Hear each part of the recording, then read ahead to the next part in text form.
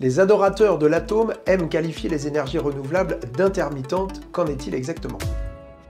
Alors en vérité, on ne devrait pas dire intermittente, on devrait dire variable. Et la nuit, je ne vais pas vous raconter que les panneaux photovoltaïques produisent de l'électricité. En vérité, la production de tous ces moyens de production électrique, elle est plutôt variable, c'est-à-dire qu'elle est modulée dans la journée, elle est modulée en fonction des saisons. Elle est modulée, mais elle est assez prévisible. On sait qu'il va faire jour tous les jours et que donc les panneaux photovoltaïques vont fonctionner. Alors par ailleurs, même si on peut toujours voir un panneau qui ne fonctionne pas ou une éolienne qui ne tourne pas, le système électrique est interconnecté à l'échelle européenne, on bénéficie de l'effet de foisonnement. L'effet de foisonnement, ça veut dire que quand ça fonctionne pas à un endroit, eh bien ça fonctionne toujours ailleurs et que comme c'est envoyé sur l'ensemble du réseau, eh bien c'est tout le monde qui en profite. Alors malgré tout, il y a des moments où la variabilité fait que la production des énergies renouvelables est trop faible, soit dans la journée, soit dans la semaine, soit dans la saison. Il va falloir développer ce qu'on appelle des flexibilités. Il y en a de deux sortes. Il y a la flexibilité de l'offre, la production d'électricité. On peut faire des batteries, on peut faire des steps. Et puis on a aussi la flexibilité de la demande. En fait, c'est faire correspondre